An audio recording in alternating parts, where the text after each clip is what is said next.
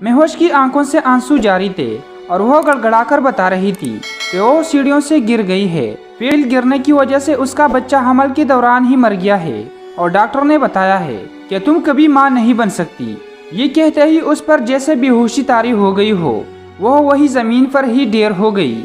शहजाद उसे संभालने लगा और रोने लगा। उसने बताया कि 2 दिन से महोश का यही हाल हो रहा है और बार बार बेहोश हो रही है। मेरी आंखें आंसू से भर आए। मामू और मामी भी आ चुके थे और मेरे आगे हाथ जोड़कर माफ़ी मांगने लगे कि हमारे बेटे ने तुम्हारे साथ बहुत ज्यादती की है। हम पर तो 2 क़यामतें एक साथ टूटी है। मैं इनकी ये बात समझ ना पाई कि 2 क़यामतें मतलब। मामू ने बताया कि कुछ दिन से शहजाद बीमार था, कल चेकअप करवा के आए हैं और अभी अस्पताल से फ़ोन आया है कि शहजाद को कैंसर का मर्ज लाहक है। ये सुनकर शहजाद समेत सबकी आंखें पट्टी की पट्टी रह गई। मेरा दिल दहल गया और वही ज़मीन पर बैठ गई। महोश अभी तक दुनिया से बेखबर बेहोश पड़ी थी। पास बेटा शहजाद मेरे कदमों में सर रोके माफ़ी मांगने लगा कि मैंने तुम्हारे साथ धोखा किया। तुम्हारे जज्बात, तुम्हारे जिस्म, तुम्हारी रूह, तुम्हारी इज्जत के साथ खेला। मुझे माफ़ कर दो। भाई ने ये सुनना था कि शहजाद को गिरबान से पकड़ा और गालियों के साथ साथ थप्पड़ों की बारिश कर दी कि तेरी हिम्मत कैसे हुई मेरी बहन तक हाथ लगाने की। मैंने भाई को रोका और कहा कि नहीं भाई, बस और नहीं, इन दोनों को सज़ा मिल चुकी है और मुझे मेरा इंसाफ। भाई ने मामू और मामी के आगे हाथ जोड़कर कहा कि इन्हें यहाँ से ले जाए। मामू शहजाद को लेकर घर चले गए। मामी, भाई और हम सब महोश को लेकर अस्पताल पहुँचे और उसका इलाज शुरू करवाया। मामू भी वहाँ आ चुके थे। मामू ने एक बार फिर भाई और अम्मी से माफ़ी मांगी और हमने उन्हें माफ़ कर दिया।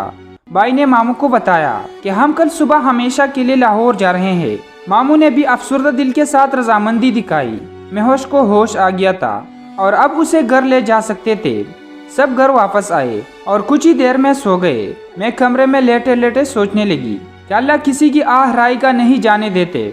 किसी के जज्बात जिस्म के साथ खेलने का अंजाम आखिरत में तो मिलना ही है, लेकिन इसी दुनिया में भी वो सज़ा ज़रूर भुगताए और यही अल्लाह का इंसाफ है मजलूमों के लिए। मेरी रूह भी आज पर पुरसुकून हो गई थी। मैंने अपने रब का शुक्र अदा किया और सो गई। सुबह उठते ही सबने नाश्ता किया, सामान गाड़ी में रखा। सबको मिलने और दुआ लेने के बाद अपने नए सफ़र पर रवाना हो गए। 3 घंटे में ही हम लाहौर पहुंच गए और अपने नए घर को देखकर मुझे बहुत खुशी हुई, क्योंकि ये शहर शोर से कुछ दूर पुरसुकून जगह पर वाक़ 2 मंजिला इमारत थी, जिसमें खुला हॉल, ड्राइविंग रूम, 3 कुशादा कमरे और एक किचन नीचे के हिस्से में वाक़ था और बिल्कुल यही नक्शा ऊपरी मंजिल का था। भाई के बूस भी आ गए थे, जिनके साथ इनका सबसे छोटा बेटा, जिसका नाम उन्होंने ज़ैन बताया, हमरा था। सलाम दुआ के बाद सब आपस में बातें करने लगे। अंकल का नाम हाजी अहमद था, लेकिन सब उन्हें हाजी साहब कहकर बुलाते थे। वो 60 साल की उम्र में एक नेक इंसान थे। भाई ने हमें बताया कि इनके 4 बेटे हैं, जिनमें से 2 मुल्क से बाहर और 2 मुल्क में ही है, जो हाजी साहब के साथ बिजनेस संभालते हैं। ज़ैन इनका सबसे छोटा बेटा है। ज़ैन की उम्र में देखने में 26 से 27 साल की लग रही थी। वो पुरकशिश नौजवान था। भाई फासी होटल से खाना लेकर आए और हम सब मिलकर खाना खाने लगे। इस दौरान ज़ैन चोर नज़रों से बार बार मुझे देख रहा था, लेकिन मैंने उस पर बिल्कुल तवज्जो न दी। खाने से फारिग होकर हाजी साहब ने इजाज़त तलब की और चले गए। ज़ैन जाते जाते मुझे एक मुस्कुराहट दे गया था, तो मेरे दिल में कब उतरी मैं नहीं जानती। हम सब ने सामान सीट किया और रात को थकावट की वजह से सब सो गए। सुबह सब ने नाश्ता किया और भाई जॉब पर चले गए। ऑफिस 5 मिनट के फासले पर वाक़ था। यूं ही दिन गुजरते गए। मैंने बैंक में जॉब शुरू कर ली थी। दोनों भाइयों की शादी हो गई। आफी का भी लाहौर में रिश्ता तय हो गया। ज़ैन और मेरे दरमियान भी पसंदीदगी का रिश्ता बन गया था, क्योंकि वो हफ्ता में 1-2 बार अम्मी से और हम सब से मिलने जाया करता था। अम्मी भी उसे बेटे से कम न मानती थी। इसी दौरान हाजी साहब के हाथ ज़ैन ने मेरे लिए अपना रिश्ता भिजवाया, जिसे सब बेहान से खुशी कबूल किया, लेकिन मेरे अंदर एक बेचैनी सी थी। मैं ज़ैन को अपने माजी का गुजरा सब बताना चाहती थी और एक नई रिश्ते की शुरुआत से पहले उसे हर चीज़ से आगाह करना चाहती थी और उसको अपनी माजी में हुआ सब बता दिया। मैं नहीं जानती थी कि ज़ैन कैसा रद्द-ए-अमल दिखाएगा, मुझे छोड़ देगा या अपना लेगा, लेकिन ये ज़रूर जानती थी कि ज़ैन मुझे समझेगा ज़रूर। मेरा माजी जानकर ज़ैन काफ़ी खामोश रहा। उसके चेहरे पर बला की संजीदगी थी। اس کی یہ چپ مجھے اندر ہی اندر کھائی جا رہی تھی۔ بالاخر کچھ اور وقت چپ رہنے کے بعد میری آنکھوں سے آنسو جاری ہو گئے۔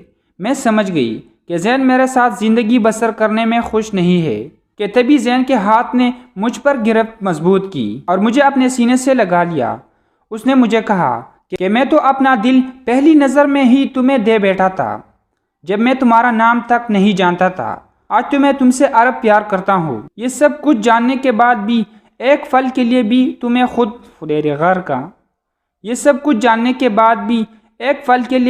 تمہیں خود سے دور نہیں کر سکتا۔ جو تھا وہ تمہارا ماضی تھا، میں تمہارا حال اور مستقبل دونوں ہوں، اور میرے لیے اتنا ہی بہت ہے کہ تم نے مجھے سچ بتایا اور مجھ پر بھروسہ رکھا۔ زین کی بات سن کر میرا دل مطمئن ہو گیا تھا۔ 1 ماہ کے بعد زین اور میری شادی ہو گئی۔ زین میری ہر خواہش پوری کرتے تھے۔ میں ان کا پیار پا کر اللہ کا شکر ادا کرنے لگی کہ کیسے اس نے میری بدنصیبی کو میری خوش نصیبی میں بدل دیا اور میری زندگی خوشیوں سے بھر دی۔